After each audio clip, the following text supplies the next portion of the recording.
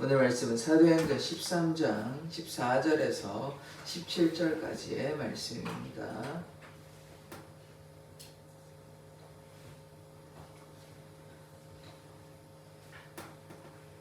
사도행전 13장 14절에서 17절까지의 말씀입니다. 저와 여러분이 교독하도록 하겠습니다. 그들은 버가에서 더 나아가 비시디아 안디옥에 이르러 안식일에 회당에 들어가 앉으니라. 율법과 선지자의 글을 읽은 후에 대장장들이 사람을 보내어 물어 이르되 형제들아 만일 백성을 구할 말이 있거든 말하라 하니 바울이 일어나 손짓하여 말하되 이스라엘 사람들과 및 하나님을 경외하는 사람들아 들으라. 같이 읽겠습니다. 이 이스라엘 백성의 하나님이 우리 조상들을 택하시고 애굽 땅에서 나그네 된 그 백성을 높여 큰 권능으로 인도하여 내사. 아멘. 하나님께서 사도 바울과 바나바를 사용하시는 것처럼 우리를 사용하여 주시옵소서. 예수 그리스도의 이름으로 기도드립니다. 아멘. 이 바나바와 바울은 계속해서 이 전도 여행을 하고 있습니다. 지금 우리가 보는 장면이 4차까지 전도 여행을 했는데 1차 전도 여행을 보고 있습니다. 안디옥에서 시작해서 이제 구브로 섬에서 가서 구브로 섬 바로 위로 밤빌리아에 갔다가 이제 비시디아 안디옥까지 가는 그런 장면을 지금 보고 있는데, 가는 도중에 어떤 일이 있었냐? 물론 유대인에게 복음을 증거하였지만 이 총독 서기오에게, 이방인에게 복음을 증거하는 장면을 우리가 보았습니다. 그래서 어떤 일이 있었냐? 어제 박수 엘루마가 이제 맹인이 돼요. 얼마 동안이든지 정확히 연도가 안 나왔기 때문에 1년인지 한 달인지 정확히 알 수 없으나 얼마 동안 눈이 멀어가지고 하나님께서 심판하시는 장면을 보았습니다. 이제 거짓의 아비라고 계속해서 세 가지로 이렇게 마귀의 자식이다 이렇게 엘루마를 그렇게 지적했고 엘루마를 비난했고, 그가 사실 마귀의 영에게 사로잡혀가지고 그런 일을 했기 때문에. 그러나 총독 서기오는 그 장면을 보고 예수를 믿게 되는 놀라운 역사가 나타나게 된 것입니다.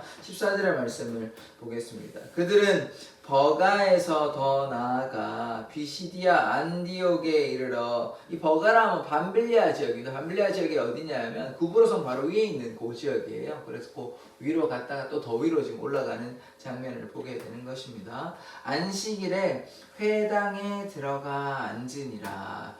이 당시만 해도 물론 예수님께서 이 땅에 오셨지만 회당 중심의 신앙이거든요. 그러니까 지금으로 치면 교회에 가까운데, 근데 이때는 회당에 가서 그냥 길거리에서 물론 할 수도 있겠지만 회당에 들어가면 이제 유대인들이 모여 있으니까 예수를 믿어라 그런 얘기 했지 않겠습니까? 그래서 이제 회당에 들어가서 회당 중심으로 이렇게 했다. 그럼 회당에 형성만 한 건 아닙니다. 어제도 보셨잖아요. 구브로 섬에 가지고 거기 회당에 들어간 게 아니거든요. 총독 서기오에게 이제 복음을 증거하였으니까 회당에 들어가기도 하고 또 길거리에서 또 사람들에게 복음을 증거했다, 이렇게 보면 되는 것입니다. 그런데 여기 비시디아 안디옥은 같은 안디옥은 아닙니다. 우리 안디옥 교회 그 안디옥은 아니에요. 위치가 다릅니다. 안디옥은 여기 있고 비시디아 안디옥은 여기 있습니다. 위치가 다른 안디옥입니다. 거기 가서 지금 회당에 들어갔습니다. 15절의 말씀, 율법과 선지자의 글을 읽은 후에. 그래서 율법과 선지자의 글은 무엇입니까? 요즘으로 얘기하면 말씀이죠.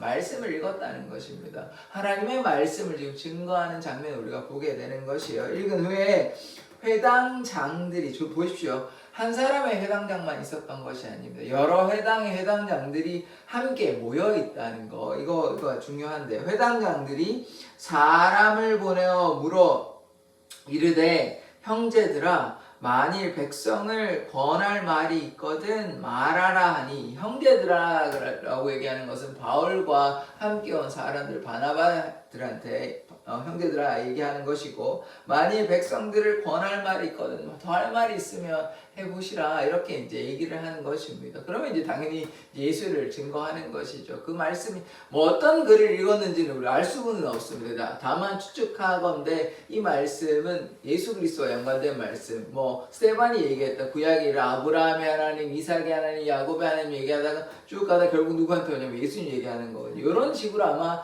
얘기했을 것이라고 추측합니다. 왜냐하면 어떤 말씀을 했다는 게 나와 있지 않기 때문에 알 수는 없습니다. 다만 그 구약에, 그러니까 약속의 하나님, 이제 조상의 하나님, 이스라엘 조상의 하나님과 지금 예수님을 이제 연결시키는 그런 말씀을 아마 했겠죠.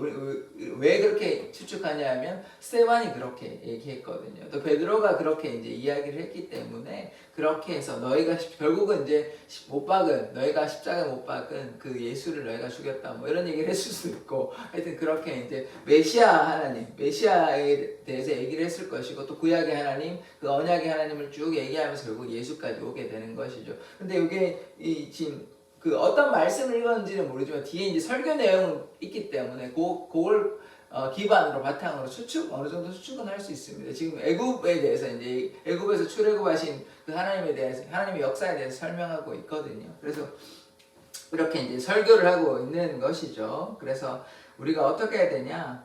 말씀을 가까이 하는 자 되어야 됩니다. 이 말씀이 그러니까 바울이 어떻게 설교를 증거하겠습니까? 말씀을 알아야 이거 뭐 어떻게 되고 이런 거를 알아야 돼 증거하는 것이고 스데반 집사님도 마찬가지고 베드로도 마찬가지고 사도 베드로도 마찬가지고 그래서 말씀을 가까이 하면 우리가 말씀을 잘 전달할 수 있고 또 말씀을 가까이 함으로 어떻게 됩니까? 하나님을 가까이 하는 것입니다. 말씀을 가까이 하는 것이 하나님을 가까이 하는 것입니다. 말씀은 그냥 뭐 어떤 사건의 기록이 아니라 말씀을 통해서 하나님의 놀라운 역사, 이스라엘 백성들께 하나님께서 어떻게 일하셨는지 또 신약 백성들 가운데 또 이스라엘 백성들 같은 우리에게 또 어떻게 예수님께서 말씀하셨는지 여러 사건과 하나님의 역사들을 우리가 보게 되는 것 아닙니까? 그래서 그 말씀을 가까이 할 때 하나님의 은혜가 우리에게 나타날 줄 믿습니다. 자, 16절의 말씀을 보겠습니다. 바울이 일어나 손짓하여 말하되 이 손짓이 어떤 모양인지는 알 수가 없습니다만은 뭐 이렇게 조용하라든지 이제 말하겠다든지 뭐 이런 표현이었겠죠. 그 다음에 어떻게 하냐? 이스라엘 사람들과 및 하나님을 경외하는 사람들아 들으라.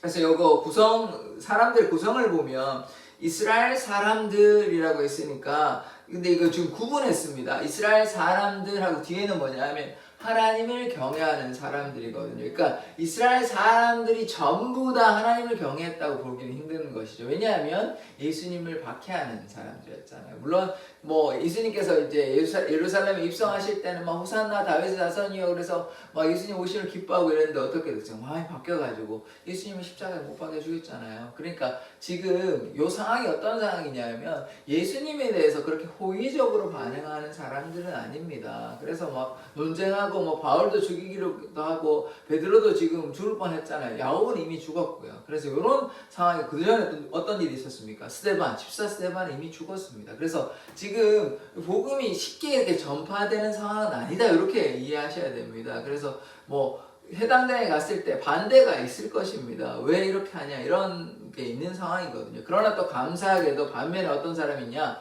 하나님을 경외하는 사람들이 있습니다. 고넬료 가정은 이방인이잖아요. 그런데 예수님을 믿었다니까요. 그러니까 요런 이제 대비되는 하나님을 믿는 사람들, 하나님을 경외하는 사람들 있는 반면에 하나님을 대적하고 혹은 하나님에 대해서 관심이 없거나 믿지 아니하는, 신뢰하지 아니하는 사람들 이렇게 공존하고 있는 것입니다. 지금 한국이 똑같잖아요. 예수님을 믿고 이제 복음화가 많이 돼가지고 예수님 믿는 사람도 있지만 예수님에 대해서 믿지 아니하고 신뢰하지 아니하고 무관심하고 이런 사람들이 있잖아요. 그러나 그런 거에 상관없이 이렇게 복음을 증거해야 되는 것입니다. 자, 17절의 말씀 보겠습니다. 이 이스라엘의 백성의 하나님이 우리 조상들을 택하시고 어떤 말씀을 읽었을 거예요. 근데 그 말씀이 어떤 말씀인지는 정확히는 모르겠습니다. 뭐 출애굽기를 읽으셨는지 뭐 신명기를 읽으셨는지는 알 수가 없는데 지금 뭐 얘기하냐?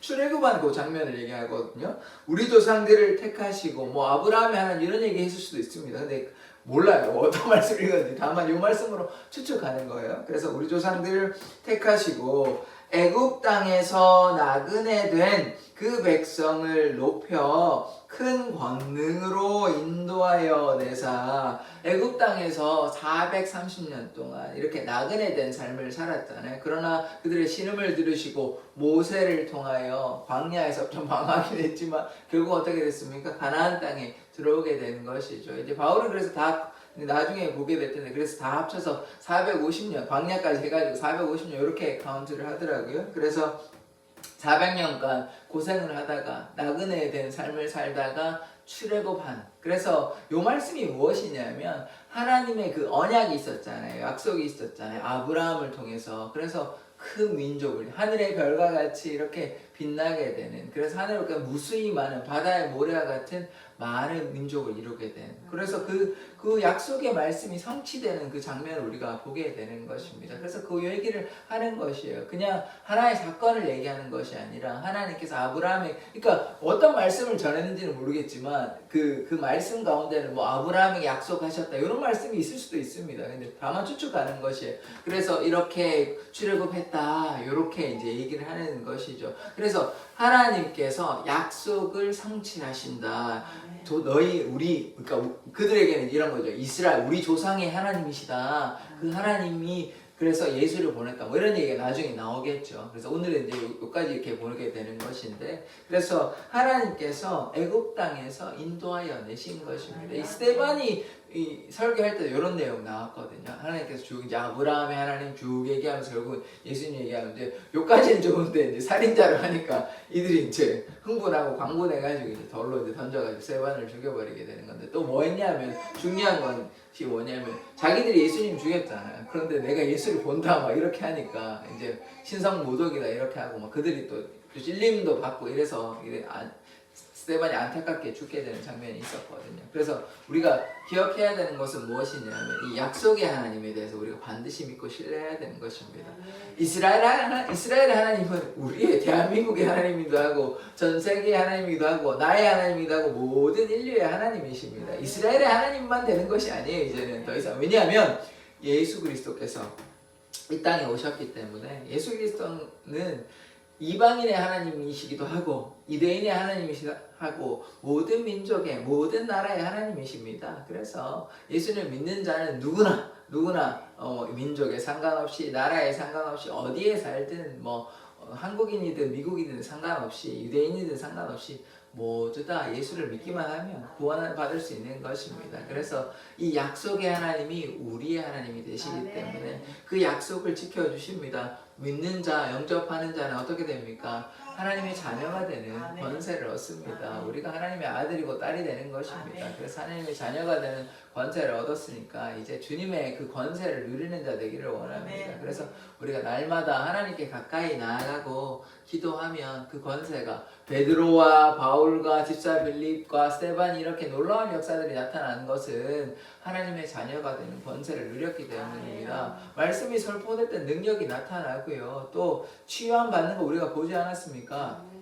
안전병이가 일어났다고요. 38년 된 병자도 예수님께서 말씀하시면 예수님만 할 수 있는 것이 아니라 믿는 자에게 능치 못할 일이 없는 것입니다. 우리가 믿기만 하면 예수의 그 권세가, 병을 치료하고 귀신을 쫓아내는 그 권세가 내 권세가 되는, 예수님 권세가 내 권세가 되는 것이에요. 그래서 예수님의 능력이 우리에게 나타날 줄 믿습니다. 그래서 우리 사랑의 교회에 지금 병으로 힘들어하시는 분들이 지금 적지 않습니다. 지금 어제 또 오신 원래 이제 다니셨던 분인 것 같은데 김장훈 미사님 시어머니이신 그분도 이제 오셨고 김수록 성도님, 그래서 지금 여러 분이 아프시지만 하나님께서 역사하시면 다 취함이 나타나는 것입니다. 예수님 권세가 우리의 권세인 것입니다. 그래서 우리가 믿음으로 기도하면요, 권정희 성도님도 그렇고 또 김수록 성도님도 그렇고 또 진근여 선생님 어제 허리 아프시다고 말씀하셨는데 다 치유함을 받습니다. 하나님께서 치유해 주시는 것입니다. 우리가 믿음으로 치유하시고, 또 권사님들도 적지 않은 나이신,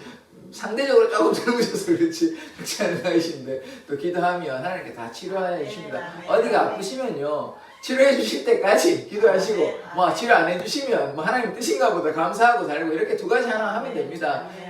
꼭 믿음으로 기도하십시오. 야복강 나루터에서 그렇게 간절히 씨름하고 천사가 씨름했던 그 야곱의 기도처럼 간절히 기도해야 됩니다. 뭐 치료해 주시면 치료해 주시고 말려면 말고, 그러면 뭐 하나님 뭐 아쉽습니까? 안 치료해 주실 수도 있습니다. 근데 간절히 하나님 제가 아파 죽겠습니다. 좀 치료해 주십시오. 제가 너무 힘듭니다. 이렇게 간절히 기도하면요, 하나님의 뜻이 또 임하시고 불쌍히 여겨 주시고 치료해 주시는 것입니다. 그래서 우리가 하나님의 그 능력이 내 능력이 되는 것입니다. 하나님의 권세가 내 권세가 되는 것이니까 예수 그리스도의 보혈의 능력을 붙잡고 믿음으로 기도하는 우리 사랑의 성도들 되기를 원합니다. 기도하겠습니다.